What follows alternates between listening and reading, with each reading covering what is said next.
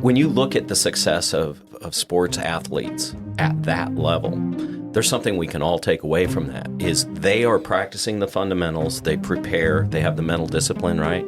But they are doing this whether they're being watched or not. So in our role when we're in backyards or serving customers, is I was taught early on by really helpful people, is you're not punching a clock. You're here to get something done. You have to return value to your organization. And so that means be disciplined in yourself, whether it's your own company or you're working in an organization like I always have, is always perform like you're being watched, like your boss is about to walk in. If you do every day like that, treat that customer like he's a friend of the business. If you just make that your MO, you're going to find your daily stuff becomes so much easier because you've got that mental discipline. This is episode 167 with Todd Pieri and Steve Barnes of AquaStar. Enjoy!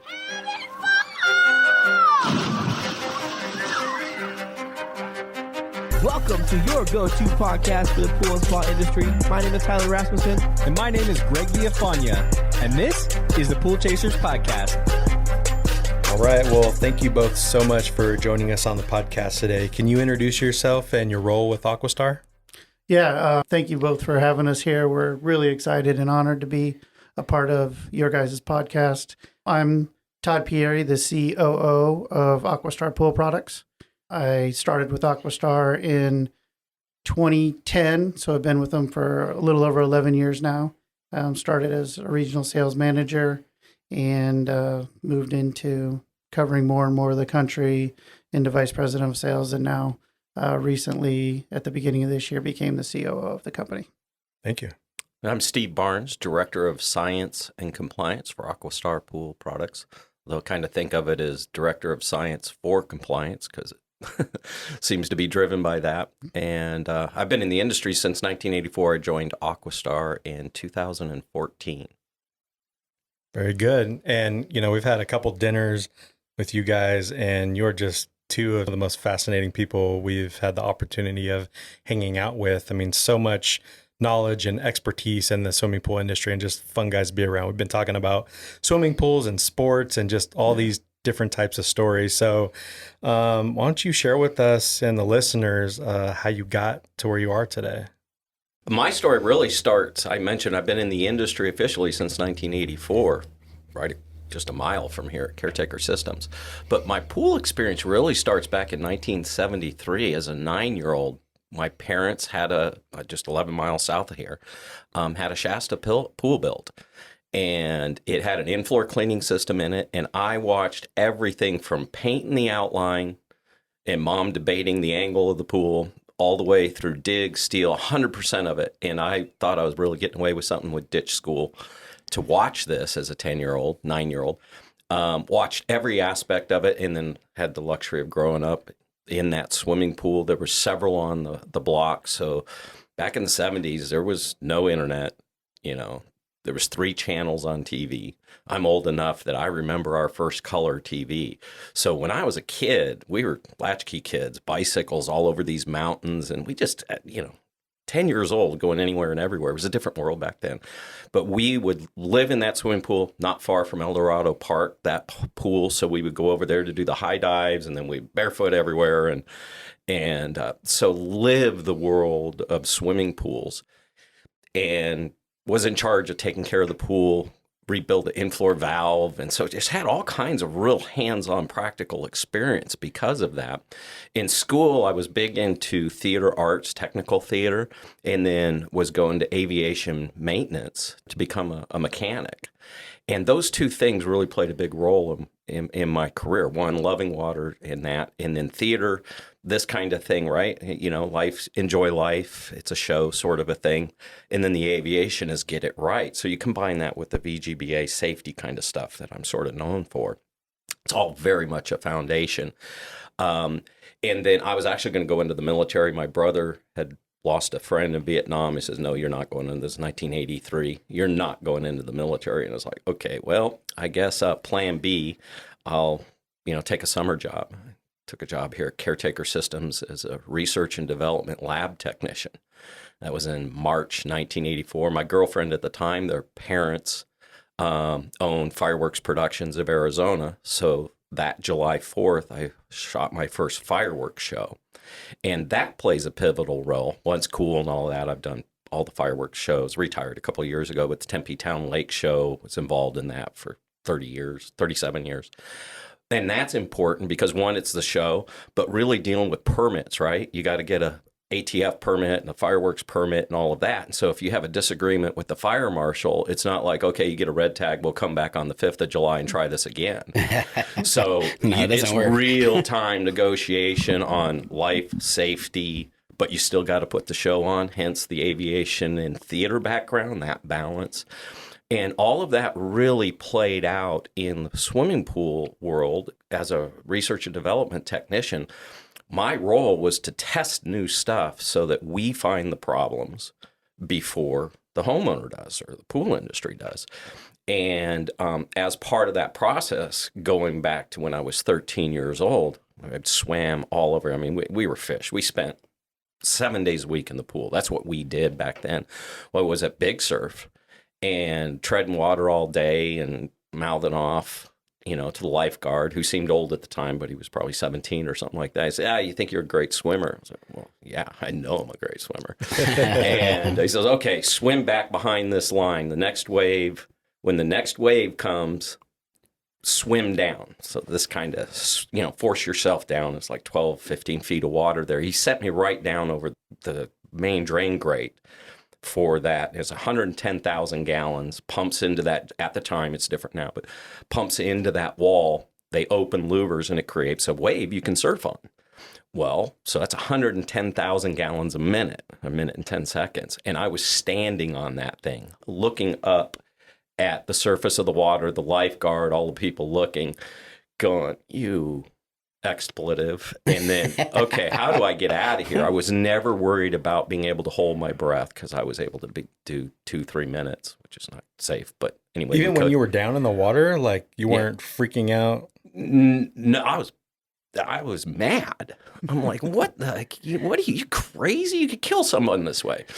And then, but it was like, and it hurt my feet because it's like standing under a waterfall. I've been down at the Grand Canyon got tumbled under a waterfall. That's what it feels like. I mean, 110,000 gallons a minute.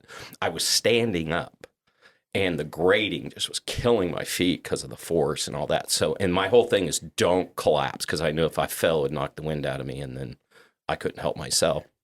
So I was mad at him alternately because it's a minute, 10 seconds. That's a real long time. But never panic on breathing, drowning sensation because I had, a near drowning experience before I inhaled water. So water skiing got knocked out.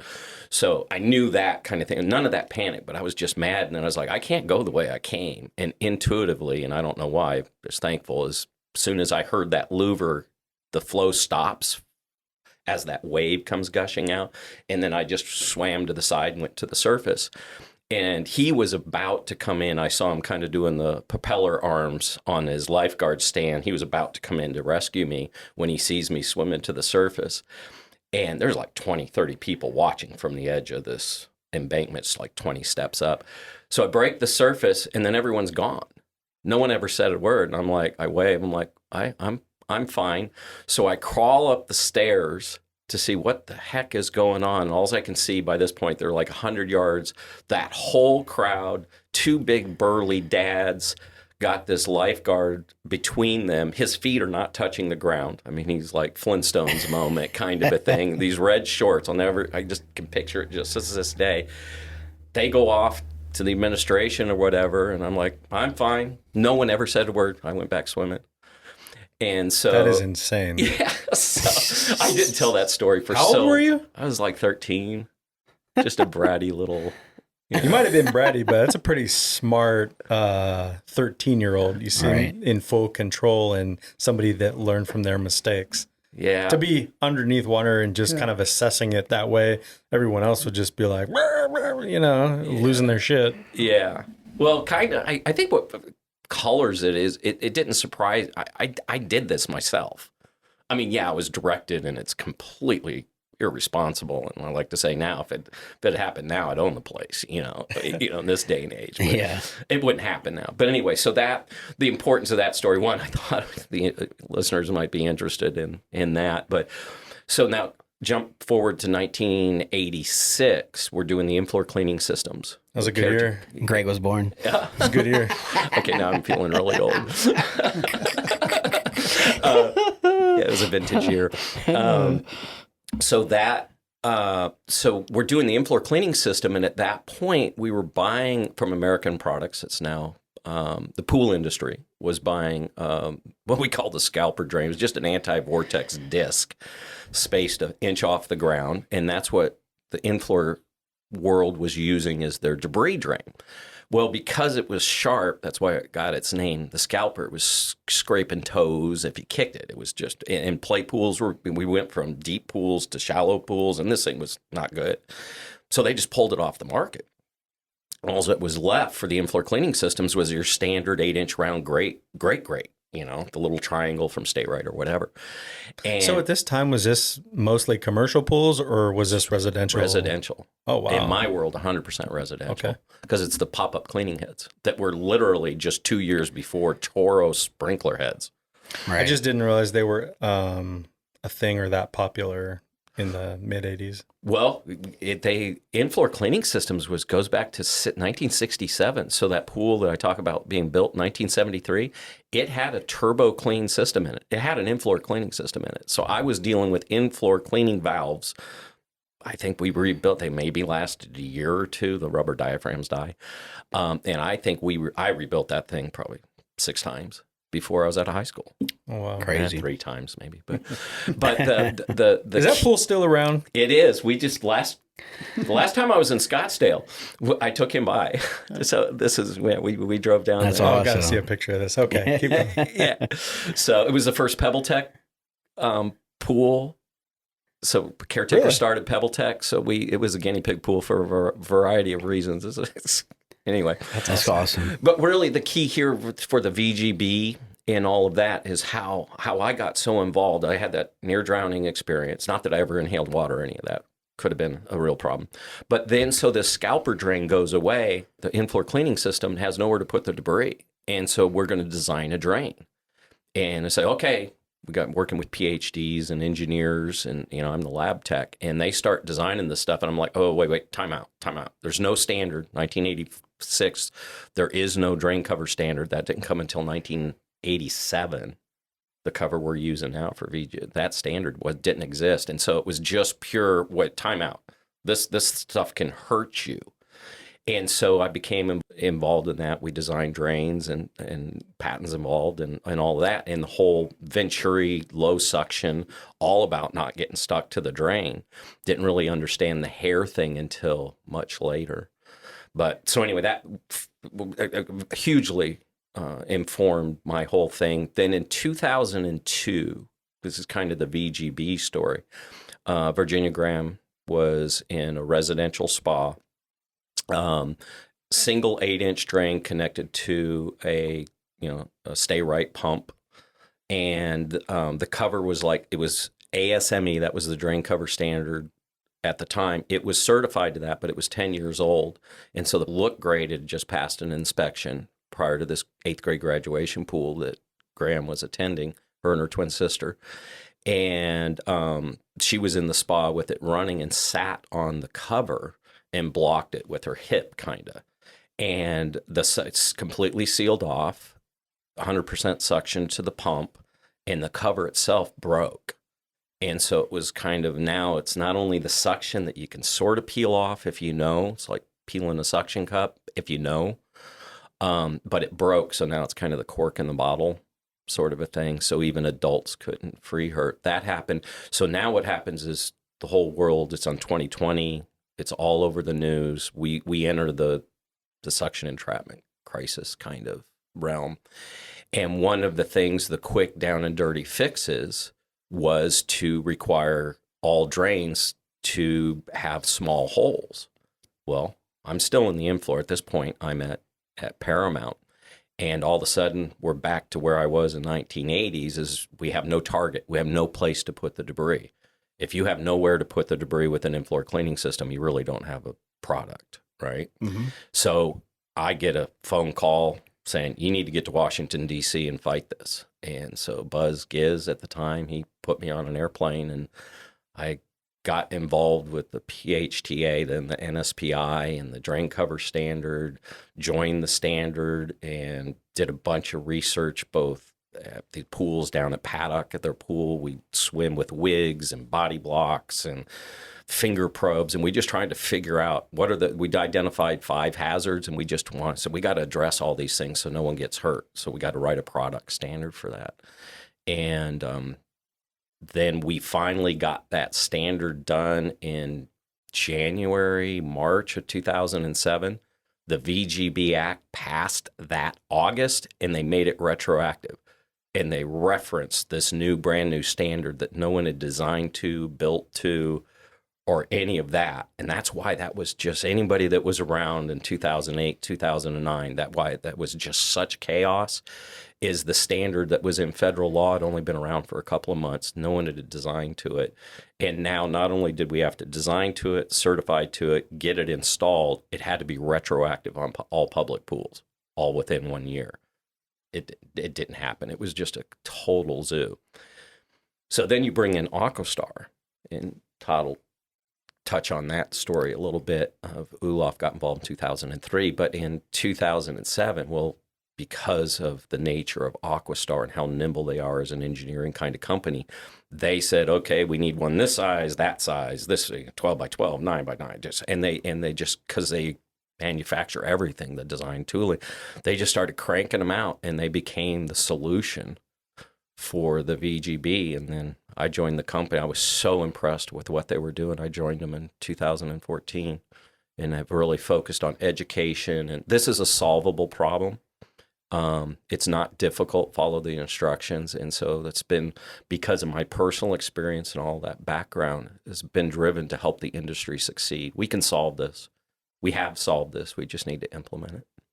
Dude, love that story. I'm so happy that other people get to hear it, because, you know, somebody that might not meet you guys, I mean, you're the real deal and you genuinely care. And I think it's a lot to do with experiences that we have. Some of the best people in any industry are the best at what they do because of some type of, you know, experience that they have. And we just love that story. So Todd, how did you get into this business? Well, I wasn't quite as excited about the pool industry as Steve was at 10 years old. I was more focused on another career. Grew up in the Midwest and graduated from college in the Midwest in 2000.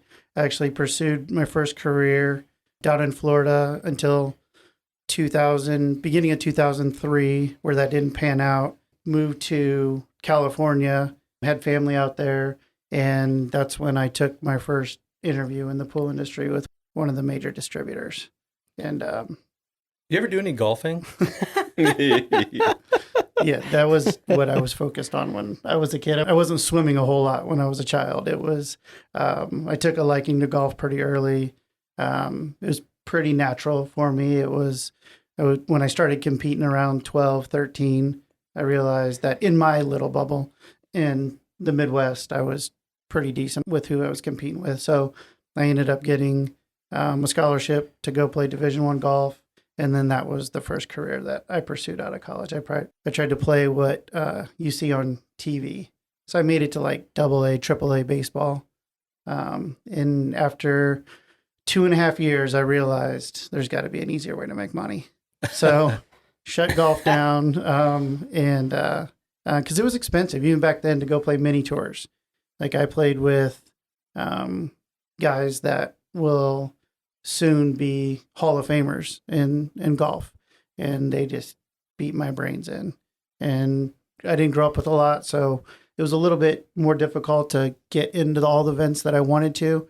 But nonetheless, I figured out that I wasn't going to be able to compete with these guys in the long haul, and needed to figure out another way to make money. So yeah, I finished that up and moved to California. And as I said, I went to one of the major distributors and had my first interview with one of the GMs with that company at the time. And it was an interesting interview because he has a lot of background in the pool industry, but I did not. And I sat down in front of this guy, and he, you know, he'd worked at Midas, he'd worked at all these companies, and he's like, I've hired, I've fired. Like, the one thing I do not want you to do when you're sitting in front of me is BS me. And this is all before he asked me my first question. And he goes, so what do you know about pools? And I looked him right in the eye and I said, I've swam in one before. And I'm still here 20 or what, 20, yeah, almost 20 years later. So, But you're also not from Phoenix or any of the Sunbelt states, right? No. Again, the Midwest, you know, we northern Indiana. So our swim season there was 6 months a year, just like the golf season. That was another reason why I didn't make it. But anyway, yeah, swim season wasn't very long. So I learned the industry from the distributor side. You know, it was with a great company that had a ton of resources and afforded me the ability to go work with service techs and builders and retailers and figure out the whole dynamic of it. The only thing that I really didn't know was the manufacturing side, but I knew sales. So I met Olaf in 2008, and we started buying from him. I was running a distribution location, and we started buying drains from him, and kind of bet on the come line from our branch, and kind of hit a home run on that. And I just loved what they were doing and saw their energy. And 2010, we started talking, and I came to work for him and as a sales manager for Southern California, and it's been a great partnership ever since.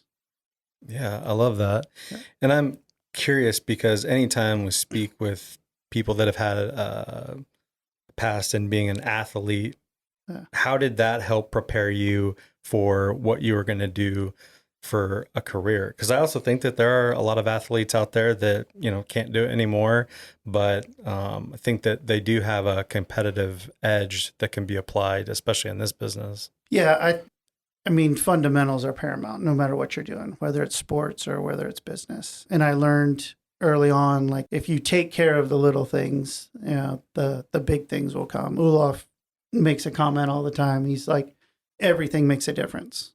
And like, I mean, it's fun to say, but when you start thinking about that, you're like, oh, everything. And then apply that back to golf. No matter what sport it is. I mean, golf looks very fundamental because you're standing still for a lot. You know, it's all about how you set up to the ball and your lines and making sure your tempo is good. And your tempo has a lot to do with how you start out. And I think just that basic foundation of understanding the golf swing from the ground up and then applying that basic foundation to business and what we do is yeah, I don't think you come to the office, it's impressive what we're doing, but we're not flashy. You know, we're always taking care of the little things.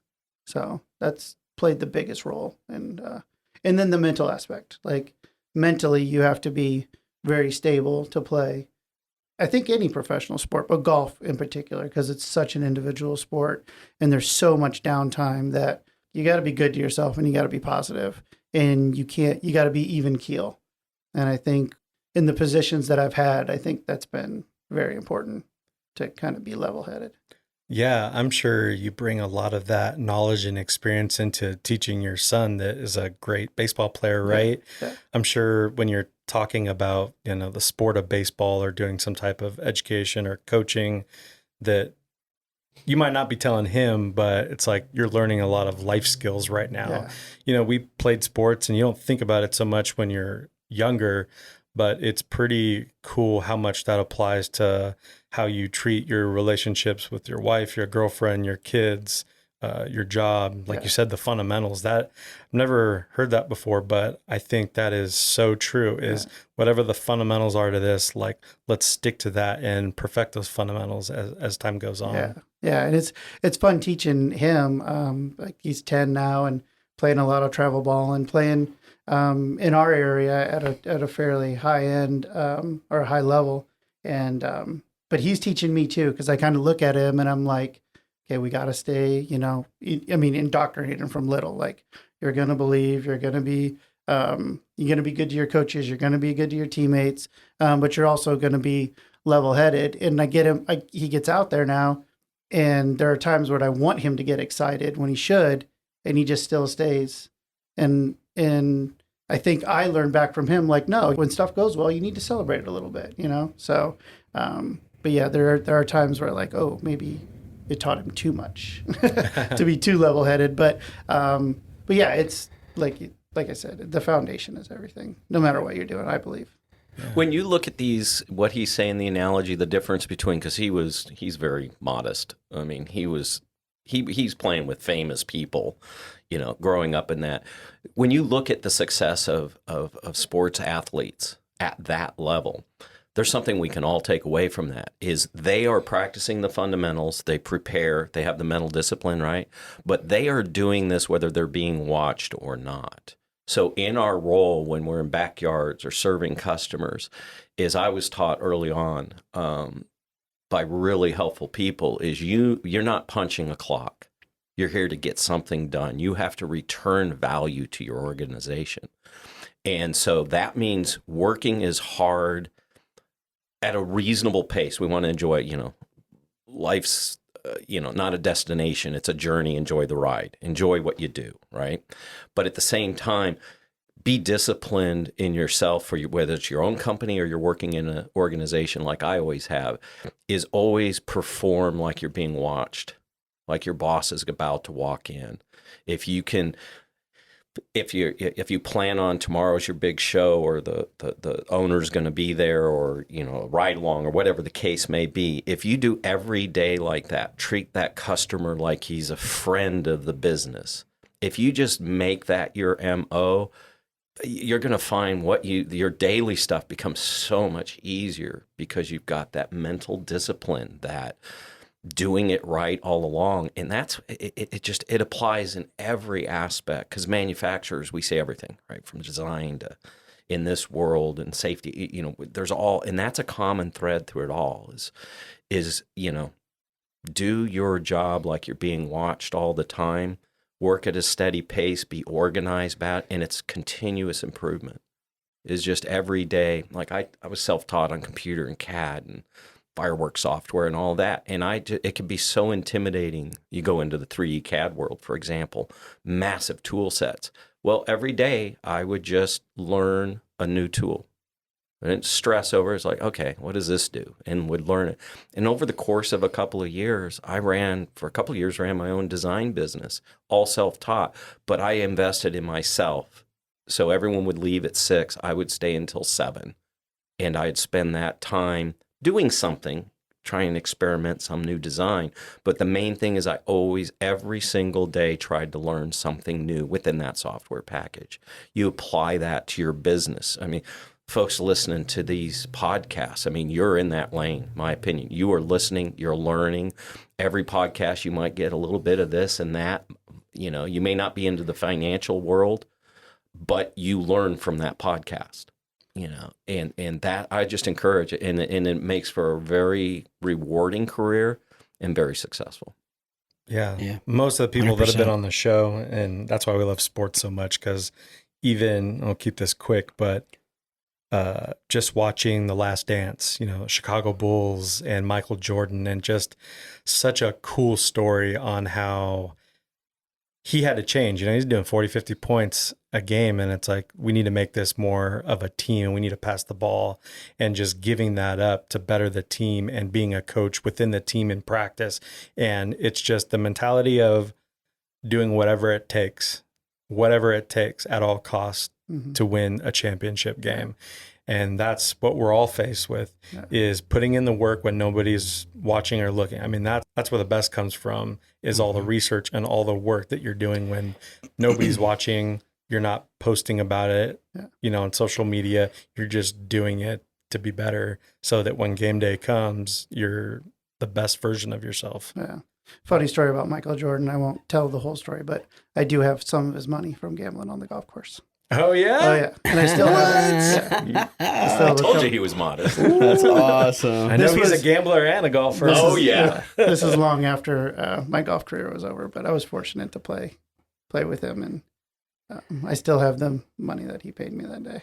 That's Is awesome. he's as competitive as they say. I mean, He's very competitive, and he's competitive no matter what he's doing. I mean, the stories are true. It doesn't matter what it's for or what he's doing. He loves that aspect of it. He just loves to grind, and he is the nicest. He's the nicest guy. Super cool guy, and yeah. just, yeah. Highly recommend anybody that hasn't seen it to check it out. One of my favorite lines is when they're playing cards for money in the back of the airplane, and they're doing, a couple $100 a hand, $1,000 a hand, whatever it is. And they're playing at the front of the plane as well. And it's like $1 a hand, it's super cheap. And one of the guys was saying, Michael comes and plays with us. And we're like, what are you doing here? We're playing, $1 a hand, whatever. And he's like, I want to say I have your money in my pocket. Yeah. Yeah. And I was like, damn. Like, it doesn't matter. I want to show you that I can win, everywhere. And before we had teed off, I'd met him that day, and we were on the putting green, and he kind of walked over, and there was a bunch of people there and that we were playing with, and he walked over, and at this time, it was fairly early on in my new career in the pool industry, and he came over and he says, "Hey kid," he goes, "So what are we going to play for?" And I'm like, what do you say to Michael Jordan, right? Like, what do you mean? What? Like, I looked at him, I go, I don't know. What do you want to play for? And he turned right around and looked me right in the eye, and he goes, I want to play for whatever makes you nervous. What kind of line is that? Yeah, That's it, so right? cool. That's so awesome. Yeah. And so I threw a dollar amount at the time that made me a little nervous, and he knew my background, so he knew that I'd played before. And so, but yeah, I had to give him 3 and 3 a side, 3 shots on the front, 3 shots on the back. And You had to took give to him? Oh yeah. Well, you He's were a basketball player. good. Out of his lane. But he can play. He can play some golf. Yeah, you get to that kind of money. I think money, you could talk billionaires, Elon Musk or whatever, and he's like, okay, you just made $3 billion last year. Why are you, it's a scorecard. It's no longer that competitive, at that level. It's not about the dollar amount. It's about, I want to challenge you. What makes you uncomfortable? Yeah. I think some people genuinely want to make a difference. Oh, yes. Whether it's being an entertainer like he wanted to, entertain every night. Yeah. And somebody like Elon Musk, he's investing in things that it's like a 1 in a million chance that it'll ever make any money. It's just and not everybody agrees with it. It's just something that you think is going to better humanity. For him personally, that's most people don't think like that. They're like, no, just buy everything in sight and just live this billionaire life. Because I think at any point in time, a person like that, you can have everything taken away. But there's a number of things. It's just cool to see people doing things. Yeah. We're going to take a quick break. When we get back, Steve breaks down the amazing history of the main drain, and we discuss the pool professional's responsibility to explain drain cover safety to homeowners. This episode of the Pool Chasers podcast is brought to you by Pentair. Pentair is dedicated to elevating the pool experience for their dealers and customers. As a leader in the pool and spa industry, Pentair brings connected, efficient, and quality products to pool owners, helping them save time, money, and effort so they can effortlessly enjoy all of life's moments that take place in the pool. Pentair's pool solutions are engineered to filter, clean, and sanitize water, while Pentair automation products like Pentair Home app make it all easy to control from anywhere. Pentair has innovated to create tools that empower pool owners to easily control their pool maintenance. 2 recent solutions include the Prowler 930W robotic in-ground pool cleaner and the ChemCheck water quality monitoring system. In addition to streamlining pool maintenance routines, pool automation can help pools run more efficiently. By leveraging Pentair solutions, you can help your customers set pre-programmed schedules to automate a variety of pool maintenance operations, from pump speed and flow to water quality. So check out pentair.com/pool to explore the many ways you can help your customers spend more time enjoying their pool and less time worrying about the maintenance. For more information, click the link below in the show notes. This episode is also brought to you by Lion Financial. Partner with the industry leader in swimming pool loans, Lion Financial, to make backyard dreams come true. Lion Financial has financing options for swimming pool and home improvement projects of $5,000 and above, including pool equipment. Their programs offer your customers the very best in pool financing solutions, including rates as low as 2.99%, terms up to 25 years, unsecured loans up to $150,000, and options available for credit scores of 620 and above. Their newest program offers their lowest rate for a long-term loan ever. It's 4.99% for a 15-year term for amounts up to $125,000. It's absolutely free for pool contractors to partner with Lion Financial. Financing options make it easier for your customers to say yes to a pool. Lion Financial never charges prepayment penalties or consulting fees to your clients, and partners with both you and your customers until the project is complete. Lion Financial pays pool professionals directly, ensuring you are paid on time and in full, with flexible draw schedules available upon request. When it comes to something as important as a pool, work with true professionals who have the best interests of both you and your customers in mind. With more than 42 years of experience specializing in pool financing solutions, why trust anyone but the experts? For more information, listen to episodes 94 and 152, click the link below, or call Lion Financial today. So before we get into the history of AquaStar, for anybody that does not have any idea what a main drain does and maybe some of the history behind it, can you share with us the details and, just the story of a main drain? Sure. Let's start with the name main drain. We go back to 1915 in the U.S. And, pools have been around since public pools, baths, have been around since the Roman Empire, Persian, been around a long time. And those were, over hot springs, or the Romans would bring in water for you, aqueducts, and they build fires under them. So that's kind of the pass-through sort of first swimming pools. Jump way forward to, I think it was 1915 realm, is back east, the big pools, monster pools, the Biltmore pools. These things are over 1 million gallons. You go back to the archives, you see them. So go back to 1915 era, it was fill and drain pools. There's an old joke, says I take a bath once a week, whether I need it or not, Saturday night bath. Well, where that came from, the origin of that, is these were fill and drain pools. So they would fill them on Sunday. The rich would use them all through Friday. They would open it up to the public on Saturday for bathing. That's why we call them bathing suits. Okay? Saturday night, they would pull the plug, open the drain, the main drain at the bottom of these monster pools, and it would flow out to the creek, to the ocean, or whatever, and then they'd refill them. Then later, they wanted to keep them hot, so they would flow through. So they would bring water in, it would overflow through the scum gutters to the creek or whatever, and all that water was heated. And so that was hugely expensive from, an oil-fired boiler kind of a thing. So to save energy, they installed a pump and a filter.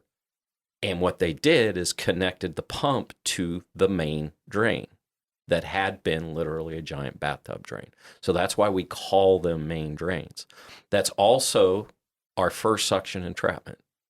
Now in this case, it was before it was connected to the drain. There was a service tech down while they were draining the pool, just gravity drain, and he blocked the drain, was held underwater and drowned. They didn't discover him until, the pool was drained.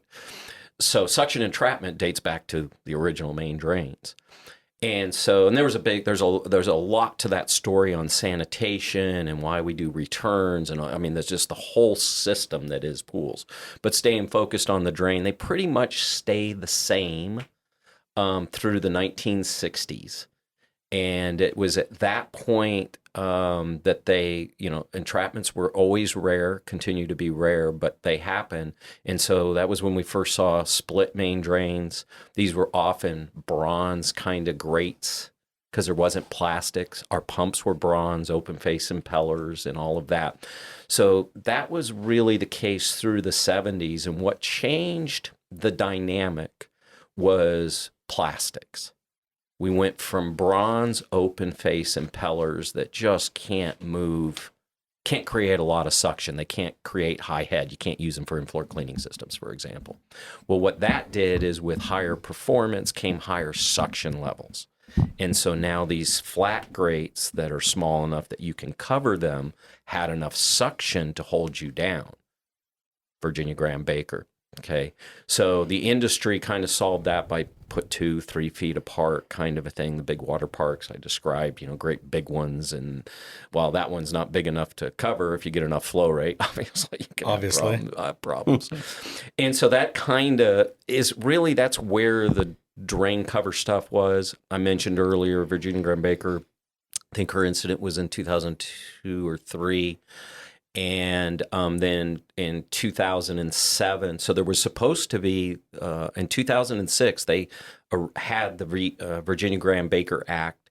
It failed by one vote in 2006. The very final vote at midnight, Congress quits for the year and they're done. So it failed. And Nancy Baker, James E. Baker's former Secretary of State, that was their granddaughter. So it was a big deal in Washington. That's why the namesake. And then in 2007, there was a couple of entrapments, and one was particularly difficult, and that was Abigail Taylor. And it was a golf resort, and it was a kiddie wading pool, 12 feet across, 18 inches deep, single main drain in the center of it, anti-vortex cover, and a skimmer. Well, the skimmer had a golf ball in the 1.5-inch port. So it was not a functioning skimmer. We went back to a single main drain. Some kids take the cover off. Abigail sits on it.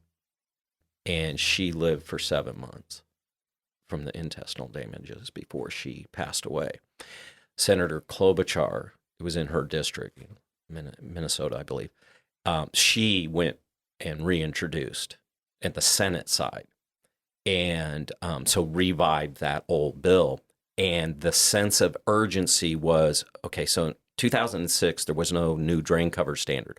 2007, we have this brand new standard with all the latest, greatest. And then we have this horrific entrapment. There was a couple of others. And so that was the sense of urgency at Congress to say, we got a new standard. We want it now. We'll give you 1 year, pool industry, to get this stuff retrofitted. And I told you that story before.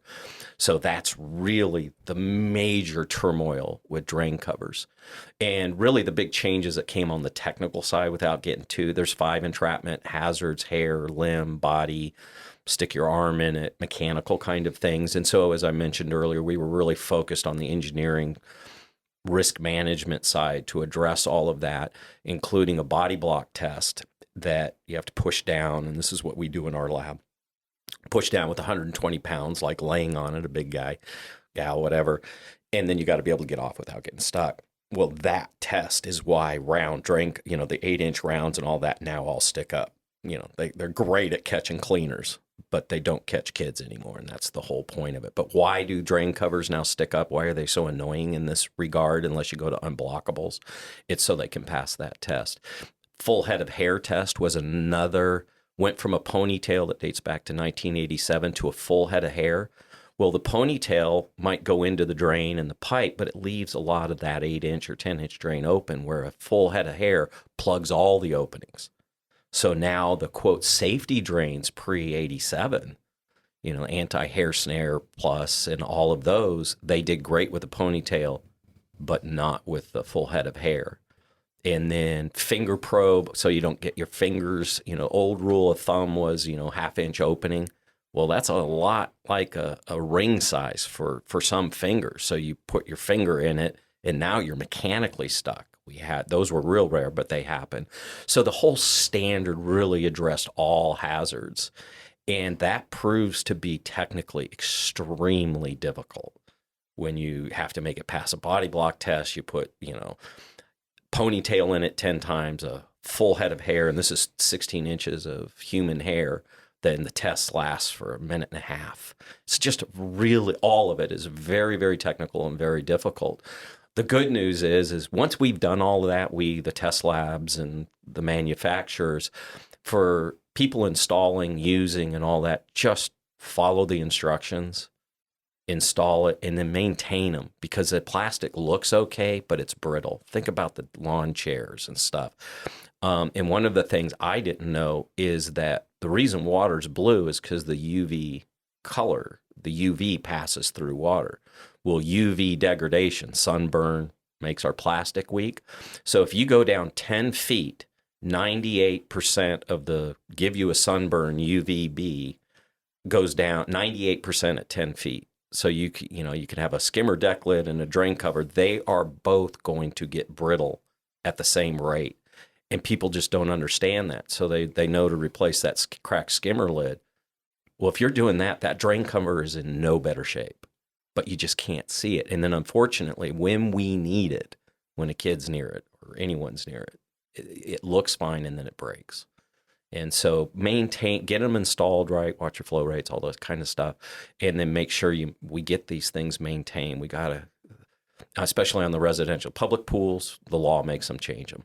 On the residential pool, that's where we need us as the team, the pool industry, to do everything we can. Ultimately, homeowners make the decision, but we need to educate them and say, hey, this is important.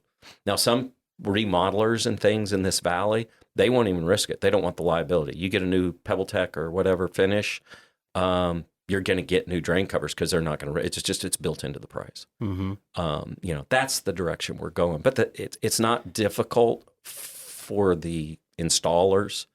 I mean, you can have problem pools or whatever, shallow pipe, but the drain cover technology, I think everyone. I sleep well at night when stuff's installed properly because it's not easy to meet the standard. Yeah, and that was a great example of the whole entire thing. And I'll say it's everybody's responsibility, right? Not just new swimming pool construction, but if you're draining a swimming pool, we're doing Brothers Pool Service. We wish that is something that we had realized when we first started, was that when we drain the pools, we need to be assessing the main drain cover. And if it wasn't up to code, there's a lot of old pools out there, then they don't even get the option. We need to figure out a way in getting this replaced. And it gets to a point where you're not even thinking about money. I think something we would have tried to figure out is if they're not willing to pay for it, it needs to get replaced like either or. They need to get on some kind of special program where this gets taken care of. So be it. It's everyone's responsibility. Because kids, and I just thought about this, is that, the main drain is sucking. It's pulling things. If you leave little toys in the pool, where are those toys going to go? They're going to go near the main drain. And if a kid is, wanting to grab a toy from on the pool deck or something, they might fall in, jump in, or when they're actually swimming, swim near it. If you don't have the right main drain cover and the pool's on or whatever, their hair can get caught up in there. And that's how those things happen. You just talked about the golf ball. It's a freak accident, but what are you willing to risk? You can not risk it at all. Leave the equipment off, have the right main drain covers. And excited to jump into all the technology and all the things that you guys are doing, because this is next level stuff that we had no idea that even existed for drain covers. But really appreciate that breakdown. It was good. Yeah, and I think you can, easily wrap that into if you're draining a pool, like you just wrap that into the price. I mean, it's the verbiage you use is much easy to change, where you're automatically changing drain covers, every time you do those pool drains or whatever. We drain pools constantly here in the wintertime. Like if you're doing it, just change it. If it's flat or, if you think it's old, just change it and roll it into the price, and then explain to the homeowner that you're taking their safety first. And I think it's easily explainable. Yeah, if a homeowner has kids or grandkids, it's not a hard sell. You just have to talk about it. Right. I think that's the biggest problem. Like you said, you just don't think about it and they don't talk about it. You have to explain to them, that is our job as professionals, that you have a huge responsibility. And I was thinking about this when you were talking about the fireworks that you used to handle and manage, is that it is entertainment. It is so much fun and it makes life that much better, but it comes with a cost. You have to be responsible, and you have to teach kids at a very early age of the responsibility that comes with this. Just like when you get into a car, everybody knows it becomes a habit. You don't even think about it. You just reach over and put your seatbelt on. And that's the way that swimming pools need to be treated. You need to know not to run full speed, especially when this, deck is slippery because the sun has been beaten down on it, whatever it may be, and how to act around main drains and all these different things. You need to be aware of certain things, because just like a lot of other things, if you're not responsible, it could kill you. And I think, to your point, like we were talking about last night, you're preparing them for other people's pools, right? Or for other people's scenarios that you can't control. Because I think most people in the pool industry, if they have a pool, probably have a very safe pool, probably explain to their kids that they need to be safe. This is what you need to do, but you're preparing them for those freak incidents, those situations of like when you can't control it as a parent, if they're at a friend's house or on a lake or somewhere else where you're like, these are why you get taught that. And then you're prepared that those things don't happen. I think a lot of their thing was, well, my house is safe, my pool's safe, but you're really preparing them for the outside world, just like you do with everything else. Yeah. Exactly. You talk about the knowing when to train drain cover. So the drain cover law, the VGB Act, changed on May 24th, 2021. So that federal law changed May 24th. And one of the big changes, mainly on us as manufacturers and test labs, it's more technical. What the deliverable of that is a lot more information from manufacturers on what is a proper sump and all of that kind of stuff, but also instructions on how to winterize. What do you do if a screw's fastened, stripped out? What can you and can't you do? Like we have some covers you can drill a new hole and put in an anchor. We have others, don't do it. That's not its role. So the pool professionals got to look a little closer on that. Now we have a 10-inch. We have others too, 9s and 12s and 24 retrofits, but we have a 10-inch called the A10 RCFR, and it, correct me if I'm wrong, Todd, I think it retrofits to everything that we know of 10 inches is smaller. I mean, it's got like 16 different kinds of screws and anchors and adjustments, and a service guy or whatever, to your point, can carry that one box or pair of them and know they can walk out to their truck and replace a broken or missing drain cover. Mm-hmm. But one of the critical things is knowing how long has that piece of plastic been in the pool. So one of the things that the new instructions you'll get is a form. In our case, it tears out of the instructions, and it's what was the drain cover, when did you install it, what's the flow rate, where is it located. It's important for public pools where you have 6 in a spa in the pool, and so where was this one installed? Because in public pools, that pool is not legal to be open after those covers have expired, been there for more than 5 or 10 years or whatever the case may be. And it starts when the cover's installed. So a lot of the federal law change is going to provide a lot more information to our installers, users, and operators to know what's in there, when does it need to be replaced. Because it's not overly difficult, but you got to do it. So I have to imagine, I mean, your business is on the line if you're not doing things that are compliant to code. Am I correct? Yeah.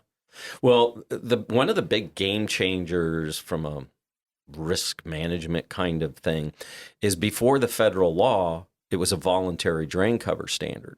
So when something bad happened, they would look at who made the drain cover and say, hey, you didn't tell me how to do this right, or that I needed to replace it. It's failure to warn thing. Millions of dollars of settlements over the years behind the scenes. And now with it being federal law, if you're violating federal law, so if you go rob a bank and get hurt in the process, you can't sue them. You were breaking federal law. So now the installer, if they don't follow, or the pool owner, let's keep it to where the legal liability, if you own the property and somebody gets hurt, and you can't blame it on the product because you violated federal law. So now the VGB Act has moved the responsibility and the legal liability largely off of manufacturers. If you don't follow the instructions, then I don't know how to help you.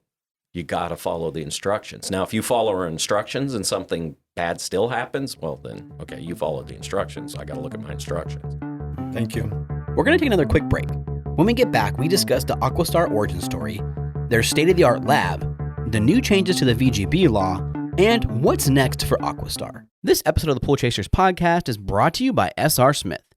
So, have you guys checked out SR Smith's Trade Central website yet? It is seriously the best one-stop shop for all sorts of great tools and resources designed to help support and grow your pool business.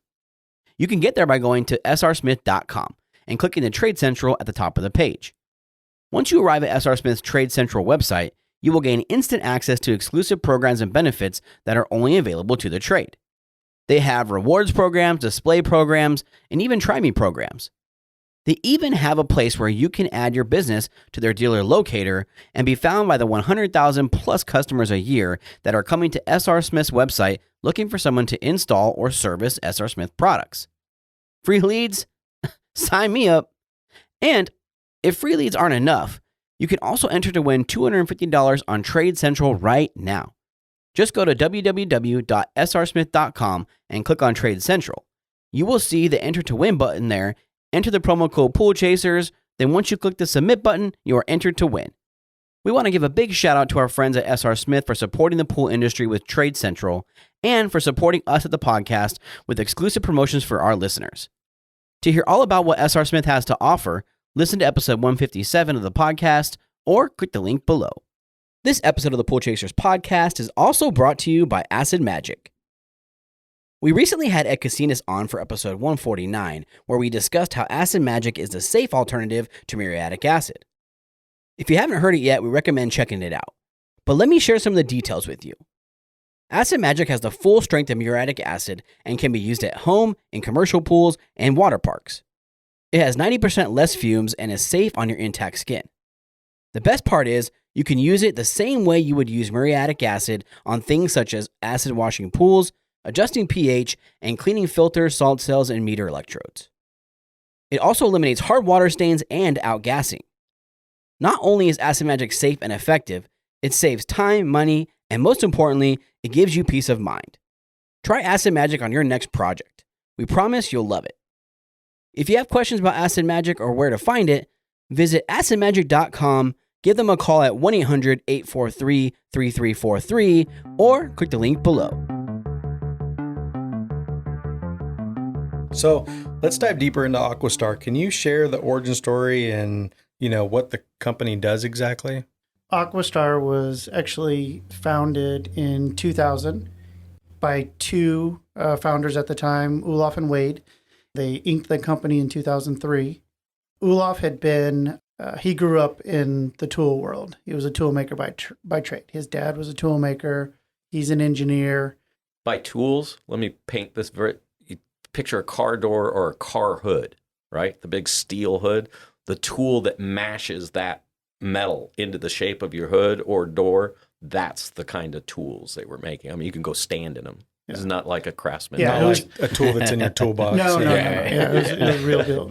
Molds, tools. Yeah. We call them a few different things. But so Olaf had a few different companies prior to AquaStar, and he was molding a lot of products overseas. And he got to a point where he just got tired of not getting a quality product all the time and had moved through different industries. And when he had met Wade in Southern California, Wade had been in the pool industry for quite a while, and they grew a liking to each other. And Olaf was looking for a niche business in the States where he could do everything in-house, control all the molding, control the tool making, and control the design. Just everything. You'll hear us say it a lot. We're vertically integrated, and we truly are vertically integrated. So they started AquaStar in 2000. 2003, it was inked. Unfortunately, in 2010, Wade, his business partner, passed away, had been battling cancer for quite a while. And then Olaf took over full ownership of the company and has been the 100% owner from then on. Yeah, we are a vertically integrated company from napkin design to finish, to ship. And what does that mean exactly? So literally we sit around and have a couple sodas and come up with an idea for a product. And we have our engineers there. We have our tool makers there. We have our production team there. We have the safety and compliance there. We have such an eclectic group from literally the best parts of what they would have done at any other company. I mean, Steve is the best of the best at what he does in this arena, in our industry, bar none. And so we have a lot of those all around the area. We have the best tool shop in probably west of the Mississippi. I would put these engineers up against anybody. So we sit there, we come up with an idea, and sales to design to safety, and it is yes, this will work. No, this won't work. Yes, this will work. No, this won't work. Okay, we made a decision. Let's move on. We call it our war room. We sit around the table. And just to give you a story about how nimble we are, and but I think encompasses AquaStar is the A10 Steve talked about. We brought this to market on the heels of another product that was out there, and we wanted to make it better. So we went to the field and we said, what aren't you getting from this drain that you want from our drain if we make one? And they told us everything. The first 50 went out. A service tech was doing a retrofit at a casino, Indian casino in Southern California. And he calls me and he says, Todd, you told me this drain cover would fit every mud ring 10 inches round or smaller. I was like, it will. And he goes, I'm on the job site now and XYZ mud ring is in there and it doesn't fit it. And I'm like, oh no. Ran to distribution that day, got the drain, went to the shop, we lined it up, and he was right. It didn't fit. Screw pattern was different. Yeah, screw pattern was different. We were 1/8 of an inch off. We didn't have a screw hole for an 1/8 of an inch off. It was a 9 7/8 mud ring from screw hole to screw hole. So we pulled the tool that day, put holes in it, put pins in it, stamped out 50 new retro plates for him. He had 50 new retro plates within 48 hours, and he was retrofitting that pool. And he was like, that's unbelievable. That is insane. You put that against any other manufacturer, I believe, in our industry, and you're not getting product for 2-3 months. At least. Yeah. So, and the other part of it is when I talk about Olaf and where he was doing molding before overseas and not getting a quality product, he's crazy passionate about it being right. Everything makes a difference, right? And so I remember my first walkthrough of the tool shop when I came to be hired on, and we were looking at an 8-inch drain being made at the time, and it was coming out of the press. And he's looking at the digital readout, and he's like, "Look at this." He was like, this is yada yada yada thousandths of an inch, and that means if you pull a hair out of your head and you split it 3 ways, our tolerances are within that third of your hair. That's how close our tolerances are. That's how perfect our product is. Wow. And I looked at him and I was like, but it's an 8-inch drain. And he looked at me and he goes, that's why we're the best. I was like, okay.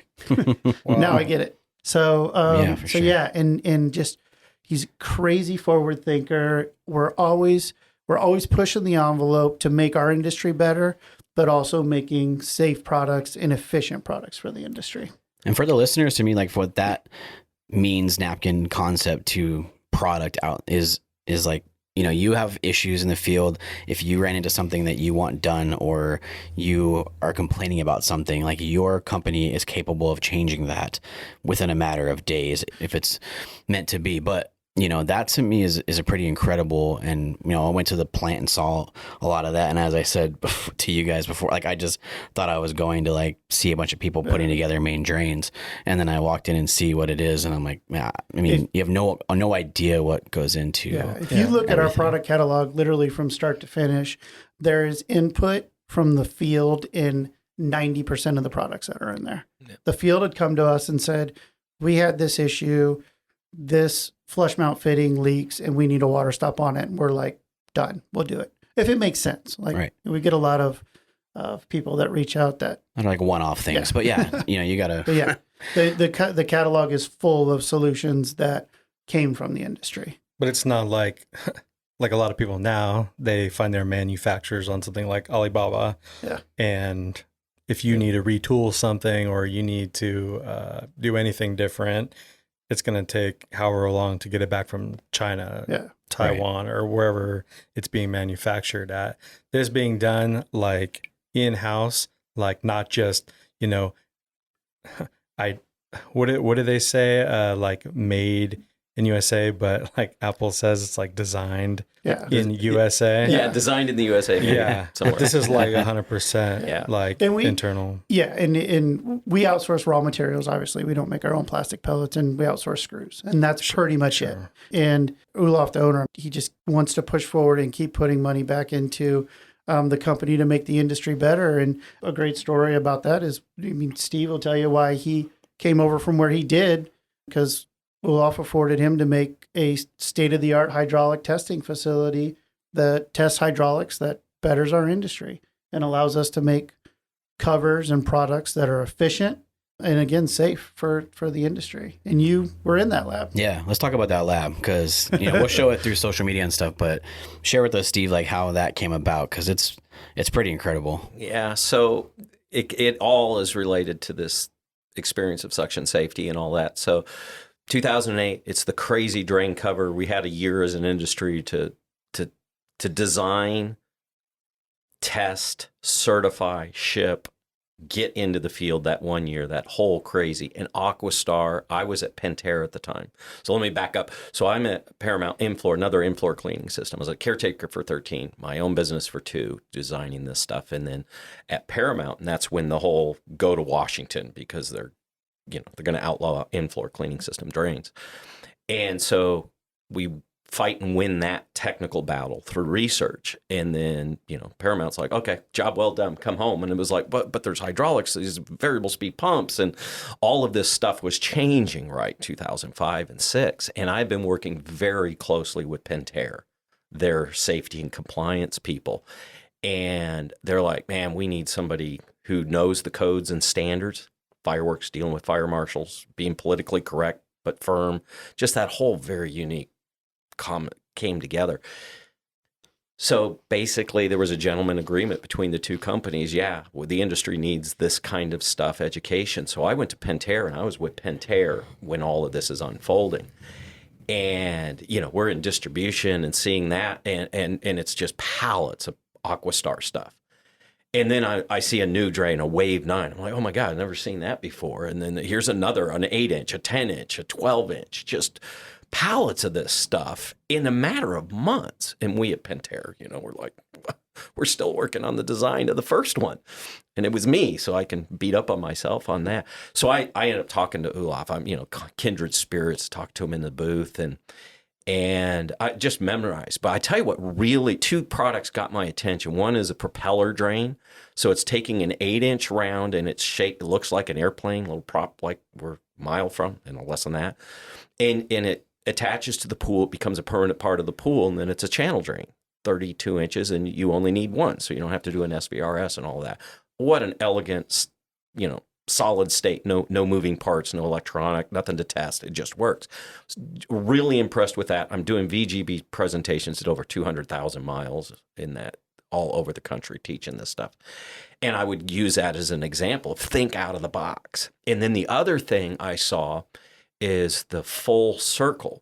So AquaStar did the first 32-inch channel drain. Now there's a lot of clones on that because channel drain's not a new concept, but he did it right immediately. Then now there's lots of that. But the one thing that he's got intellectual property on, because no one had done, is the circles. So there's no center to get stuck on. And it's flat and flush mount. Great for in-floor cleaning systems, and then a graded version for spa. And I was just like, because I got 21 patents, so I thought I was, that confident kid that intentionally swims to a drain. I thought we knew stuff. And then I'm watching AquaStar, and I'm at this big company. And then it was like, I want to be a part of that. And, Pentair's a great company. They got labs, East Coast, West Coast, but they got people for everything. And I'm the safety and compliance guy, so I can't go into the lab. And Olaf said, why don't you come in? We want a lab. We want to control our own destiny. We want to be able, and so, okay, he flew out here to Arizona for the interview, and I was, okay, well, what's the budget? And he says, I want the world-class lab. And I didn't mention part of the VGB research and the drain cover is working with NASA scientists. Doing high-tech instrumentation, lab view, flow meters, just literally state-of-the-art rocket scientist stuff that they were applying to VGB research in support of the federal government. So I'm learning this from literal rocket scientists. And then Olaf's like, come and design it. I was like, yeah, baby. And then I knew the other big change with the drain cover standard at that time, the CPSC, we knew where it was going, but it had been formalized. But they wanted every pipe size and every sump configuration tested because the hair reaches it. I looked at that requirement, looked at AquaStar's catalog and went, this is like years worth of testing. And so when we design this, it's drain covers can be on the floor and on the wall. So we have a dedicated test tank with a robot over it. for doing floor, and then right next to it is a catwalk is another one for the wall, and then a big tank, and the robot can move over the top of them. We're in Southern California, so we have and this is the third lab I had been involved with. So the big problem is you've been to, indoor pools, the humidity, it causes rust, the chloramine smells, all of that kind of stuff. Well, that's a nightmare for your shop, your tools, and all of that. I mean, picture a machine shop in a swimming pool environment. It just is a recipe for headaches. Right. So it's like, okay, the water store, 5,000 storage tank outside the room with the heater, filter, all of that. So it's just out there. We can pump it into the lab, change out the drain covers, the pipe fitting. An hour later, we're doing testing, test for an hour and a half, change it, go to a whole different drain. And so it's a production lab is what you saw. So where typical in my past, you might be able to do a flow rating every other day. If you're really after it, we can do 2 to 3 a day. And that's what it takes to get through this catalog. And when he says 2 or 3 a day, 2 or 3 a day that are having 20 to 30 tests a piece. Oh, yeah. So each flow rating is 20 tests if you're successful. Yeah. So, but I think there's a little more. He's being a little modest about this. He put a lot of work into creating literally a wind tunnel for water, and the lab is so precise. We work on a margin of error of less than 1%, and that's unheard of in any hydraulic lab. And then also, it took you about 1.5 years to, well, maybe a little bit longer with the new certification. You can tell them about that. It's pretty cool. Yeah. So one of the things is we moved from a previous certifying organization that does probably most people. So we moved to NSF. In NSF, they do, if you've listened to this podcast, they do Beth Hamill and all that, the ozone and filters and pumps. And so the federal law requires that drain covers be tested in an ISO 17025 lab. And we went to NSF to be certified. And they're the ones that do RO system, drinking water, really serious public health stuff where there's just no margin for error. You miss a comma and you get your report back. And it took, so it had to be ISO for the law, had to be ISO. So we had to write our own program, ISO 17025, and then get it certified by NSF. And that was a personal challenge. I mean, I thought it was difficult to prep a fireworks show for live TV, and those stresses, all that, well, have a whole, you got it, the federal law, the deadline's coming, we got to be certified. So that was quite the endeavor. But one of the other aspects of this vertical integration, you go from hey, okay, we want to do a 20-inch circle drain. No one's ever done it before. It's just this crazy idea. Well, part of making sure that it's going to pass the test before we even put it in our tanks is we have hugely expensive software. So they do the CAD design. It's in a 3D model, not unlike your games and, all of that world. It's just practical parts we put in swimming pools. But then we actually do flow simulations, and that's the wind tunnel comment he made, like they do for airplanes and cars. Well, we do that in the water. So we know what we want, vortexes, in the pool, that tangles hair. That vortex goes through a drain cover and twists the hair under the drain cover that's screwed down so it can't come off. You're not coming free. And so what we need is a secure drain cover is the hazard for hair. And so that's why it's difficult. You can't predict where the hair is going to go. Well, with fluid dynamics, we can kind of say, oh, this little opening is causing, or this screw boss is causing a little vortex eddy behind it. That's going to tangle hair and cause it to fail. So we do that analysis up front, and then we do full prototype testing. And now we've got that safety side of it figured out. I mean, AquaStar's had that figured out for a while. Now we just got to make all the different shapes and sizes for everything out there. But the future is energy efficiency. Is with variable, the dedicated purpose pool pump that just is another federal law that changed. So now our single speed, 1 horsepower and bigger pumps are going to go away. So the next big thing that's going to happen is we're going to be seeing bigger pumps put on older pools. So we've been 100% successful in the public pool realm with VGB compliant pools. My concern is now you're not going to have a replacement 1 horsepower pump. They're going to put a 3 horsepower variable speed because that's where everyone's going and the great energy efficiency savings. But now what's going on out in that pool? And the pool professionals say, okay, I'm going to save you money. I'm going to set it for 1,800 RPM or whatever and save you a bunch of money. Well, what's the, here, hold my beer, the spa jets. We're going to crank this thing up. That's what we as an industry have to plan for now is what will, homeowners do when we're not watching.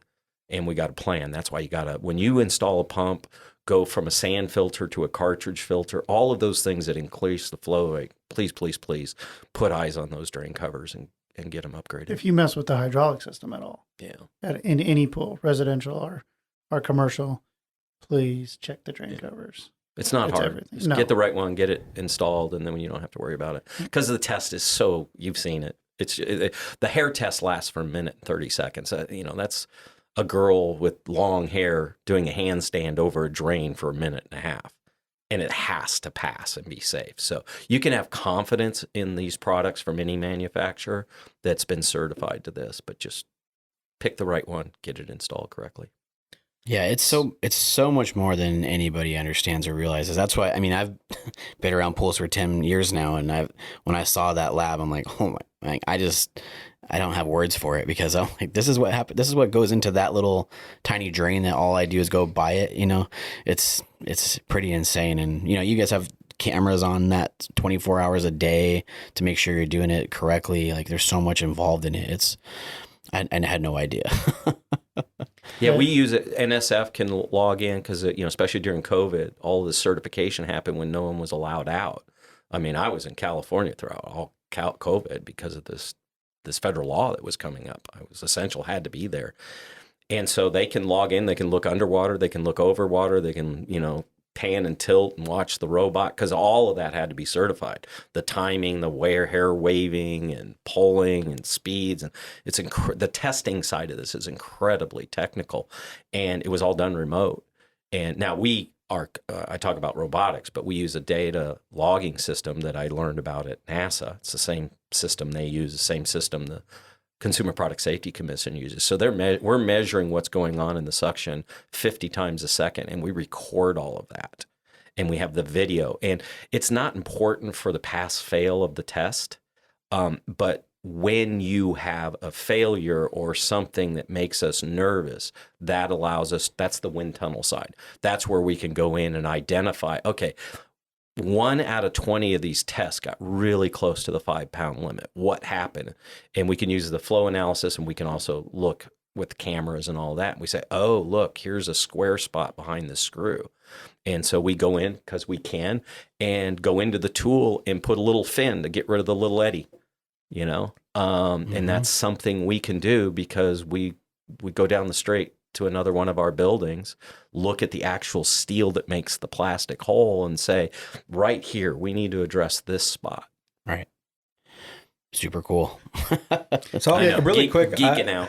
Yeah, no, I love it. I think a lot of people might hold up, a drain cover, and they see a piece of plastic and it's got, a certain design to it, and you don't think much about it besides it's a drain cover, it's plastic. When you hold up one of your drain covers, like, what do you see? In terms of like how many hours were put into it, how many times it was redesigned, just to paint that picture for somebody of like what it represents, what was actually put into it, opposed to just, it's a plastic piece that has to go down here. It really starts with the shape and size, and then how much water do we need to go through it. Bigger the pool, the bigger the cover, flow rates, pipe sizes, and all of that. It's looking, okay, how do we address the 5 hazards? I like that. We got a checklist of things that, because the design, when you look at it, it looks like a maze. It looks crazy. It's rounded. It's all these different things, but it's not a style thing. You perfected that design because of the vortex that you were talking about for the hair. It's not, when you're looking at it, it does look kind of crazy, like it's designed. But after hearing you speak about it, there's just so much to it. There's so much that didn't work because of the vortex and the hair got caught up. We have to now kind of redesign this and reconfigure it. And you just keep, going on and on and on. So it's a good question, because we again, we're like the fundamentals we talk about taking care of all this little stuff all the time. And we do. And we make changes so fast. and we make it right, and then we move on to the next thing. So I guess when you ask us what we see when we look at our drain cover, we see perfection because we have the systems to test for that, and we see safety and we see efficiency. But it's a hard to answer because there's so many little things that go into every single cover that we make. Because there's so many variables. There are so many things that can go wrong that you are trying to be proactive in trying to avoid. Yeah. Let me just see if I could paint this picture. It's really kind of three different things. So what's happening in the pool, again, listening to the customers, what do we need in the pool? So if you have shallow water catch basins, right, vanishing edges, now anti-vortex, we don't want the drain funnel when you pull the plug on the bathtub, right? Because then air goes into the pump, bad things happen. Okay. So that particular kind of style of drain is anti-vortex above the cover so that it doesn't suck air. But now what you've done is you've moved the vortex under the cover and it tangles hair. Okay.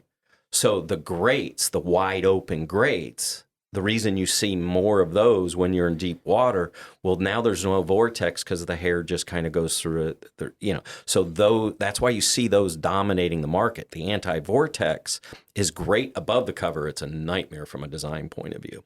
And then and they have to stick up, right? So you don't get the body block. Those funny shapes are so your fingers can't get caught, your arms, legs, all of that. They protect us from those openings and the little openings themselves. And then the other category is the unblockables. They can be long and flat and big, and they can be flat and flush mount. And so when you say, what do I see? Well, where is this going? And then in each one of those, we do the initial napkin design for size, shape, whatever we're after. And then we do the flow analysis. So we don't create those eddies mathematically, but then we have to test. And typically what we're finding in this lab, because we can, is it takes 3 prototypes before we hit what they want and demand is the perfection.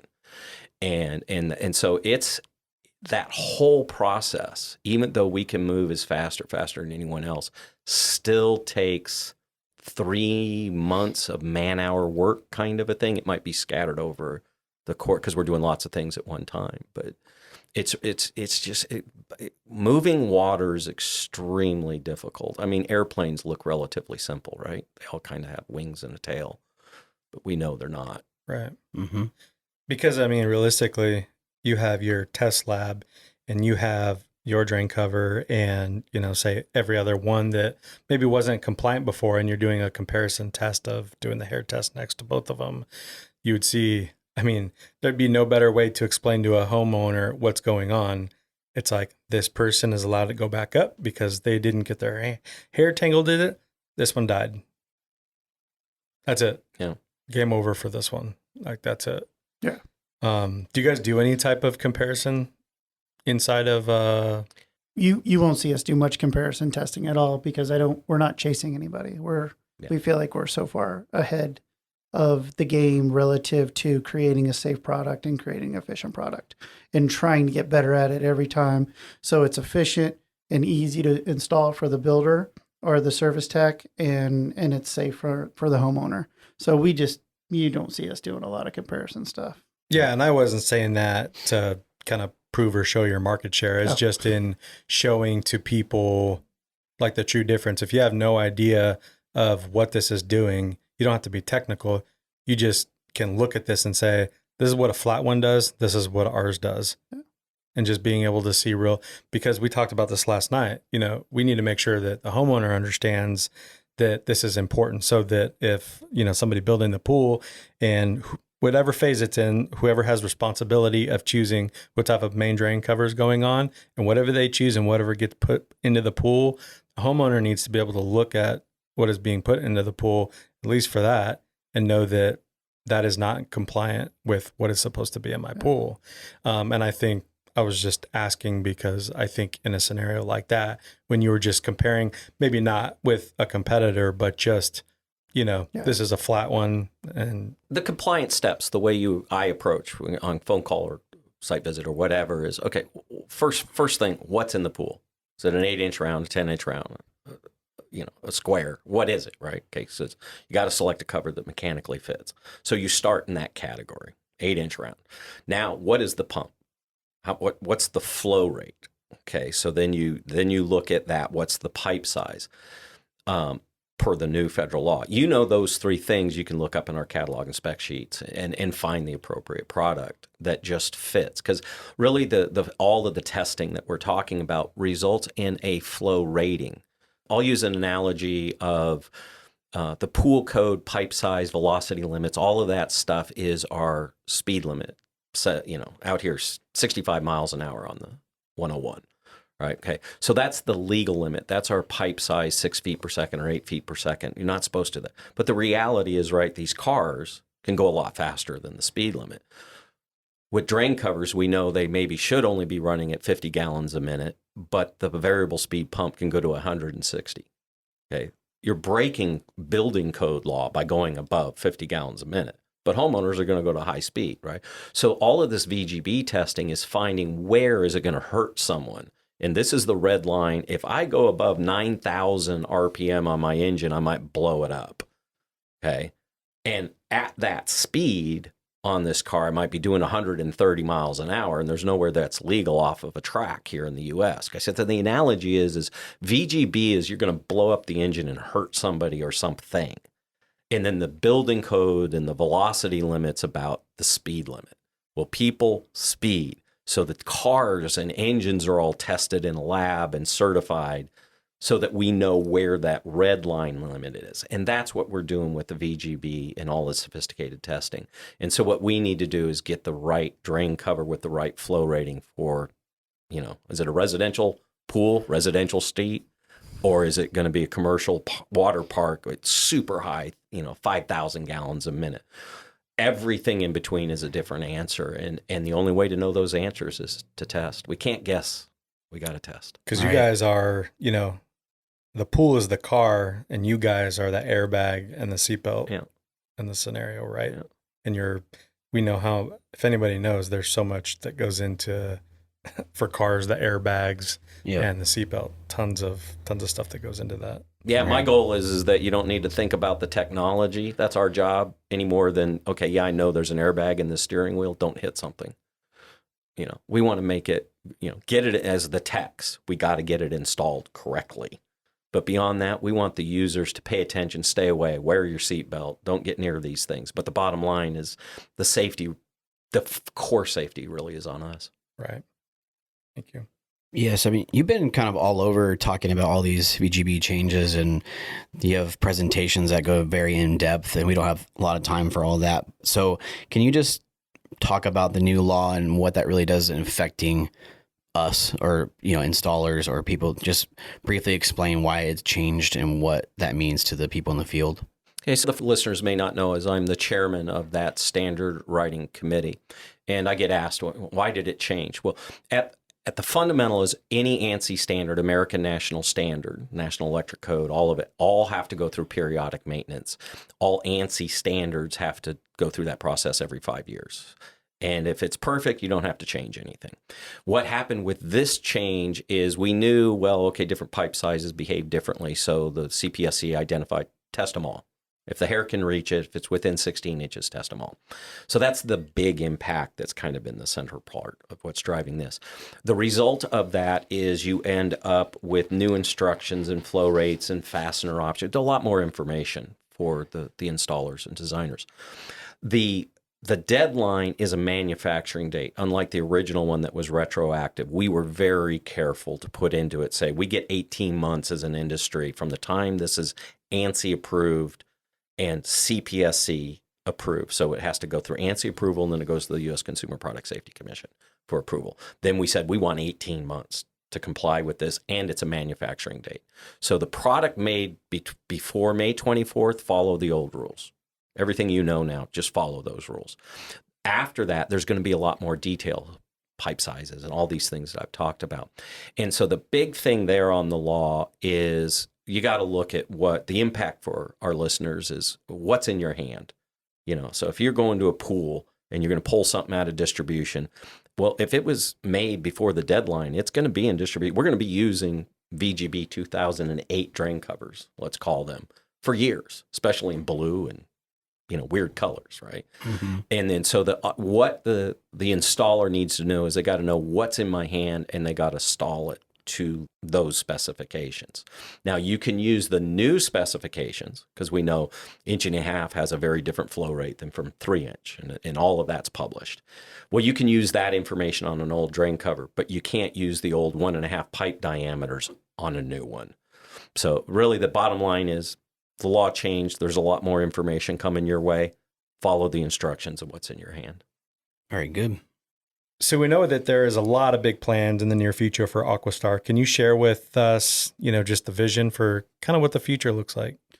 Yeah, touching on a lot of things that we've talked about already with the hydraulic lab and our ability to listen to the industry and create solutions that solve problems for the industry.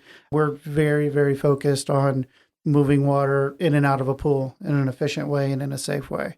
So I think you're going to see AquaStar move into some other arenas in the pool as far as production goes that you haven't seen before. Our whole goal is going to be efficiency and safety.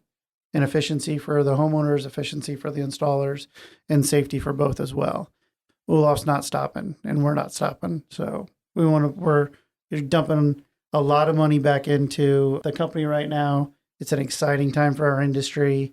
We're having a lot of fun. We're working really hard, but we're having a lot of fun right now. And I think the quality of product that our clients have gotten over the years, and that trust that we've created, that they know they're going to get a quality product, and they know they're going to get a safe product, and they know they're going to get a product that was made here in America is most important for us moving forward into these new projects that we're going to tackle here pretty soon. Yeah, and hopefully you'll have, some stuff to share with us, because we're planning a trip out to your facility, hopefully in the near future. Going to take the Airstream out there and just, take an in-depth look at everything that's going on at AquaStar. Really, I'm the hydraulics lab guy, and basically anything where you're moving water, we want it to look great. Okay, we want it to be safe and reliable. We want the installers and users to be successful with the least amount of headaches possible, and then we want to be efficient. Right? We realize that we've been using big pumps moving way too much water when we don't need that. So we are the science, director of science compliance, where we are looking is optimizing absolutely all aspect of anything where we're moving water. And the way I look at this is, the pool industry 20 years ago was like the Model T. It's cool. We're getting stuff around, but they're square, boxy, and underpowered. When you combine everything that's happening technology-wise in the industry, what we were focused, he uses the wind tunnel thing, is we want to go to that modern vehicle, energy efficient, powerful, fun, sexy, and safe. And you don't build a modern car without doing research and wind tunnel and energy efficiency stuff. And our wind tunnel is where water moves. And we want to do that better than anyone else, and we are spending a lot of research time and energy in that direction. Love it. Yep, love it. Yeah. So where can people find more information about AquaStar? You can go to our website at aquastarpoolproducts.com.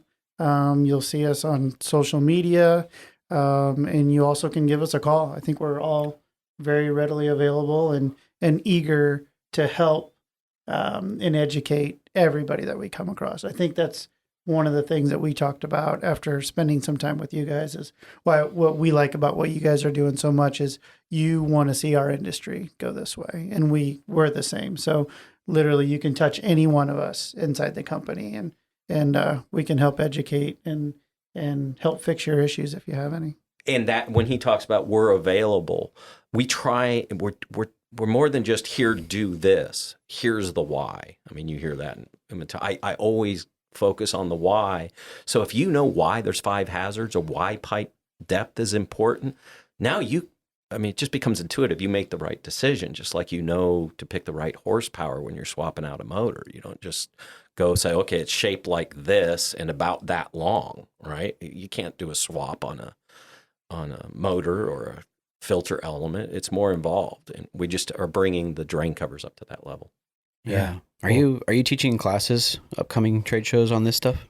Yes, I will be. My next big presentation will be the World Aquatic Health Conference, and then we'll be at the international show, but because of the deadline, I didn't put in for that. But doing 2 3.5-hour classes at the Atlantic City show, 2 different days, going into. We will cover everything. So this is perfect for engineers and installers and everyone. This will be the whole thing with examples and then everything under the sun.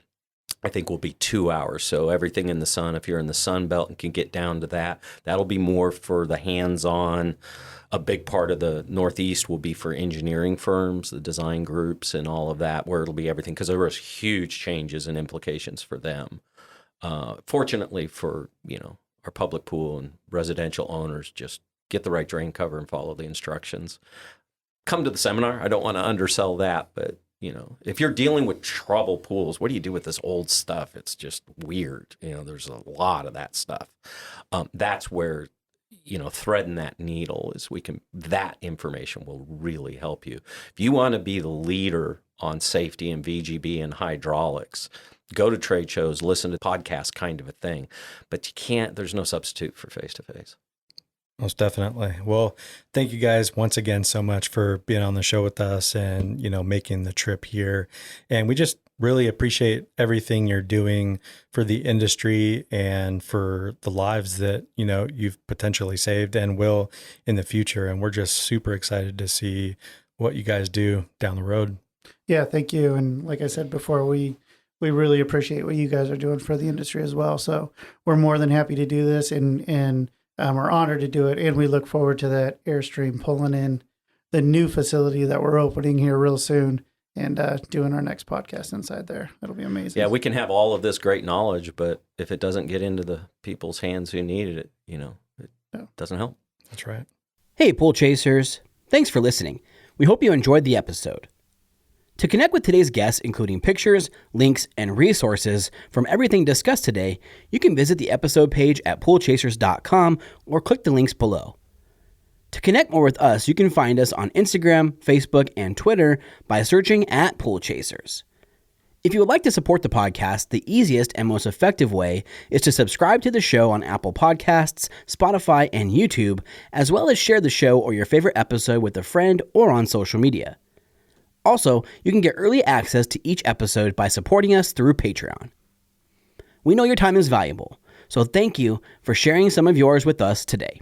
See you out there, Pool Chasers.